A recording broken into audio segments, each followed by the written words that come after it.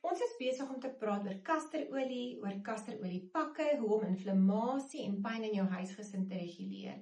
En ek wil graag julle almal nooi om navorsing te gaan doen oor chemiese produkte en chemiese goed in en om ons, wat ons inneem in ons liggame en wat ons aan ons velle sit. En julle weet, ek gaan altyd te kere, ons sit nie bolie aan ons gesigte nie, ons sit nie bolie aan ons velle nie, want jou vel is jou grootste orgaan en jou vel absorbeer alles.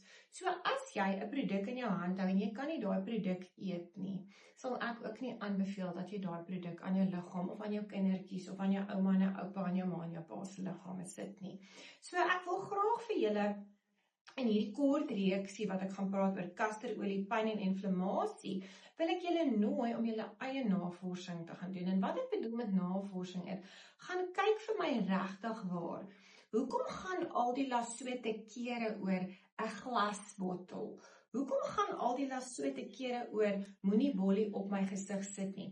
Hoekom gaan al die las so te kere oor moenie plasties, moenie glad wrap, plastic wrap op julle liggame sit nie? Ek pik op niemand nie.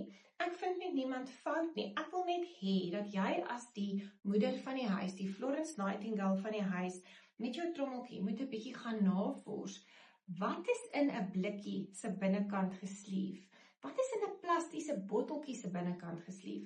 Wat is die bestanddele in my ordearmrol? Wat is die bestanddele in dit wat ek aan my babatjie of aan my kind aansmeer? Wat is binne in die pil wat ek nou vir my kind gaan gee? So, ek nooi julle almal uit sonder om julle te intimideer of sonder om julle te beïnvloed om net 'n bietjie te gaan loer. Gaan vind net 'n bietjie uit vir jouself, gaan doen navorsing en kyk hoeveel toksines ons eintlik in ons liggame insit, want ons is nie oplettend nie.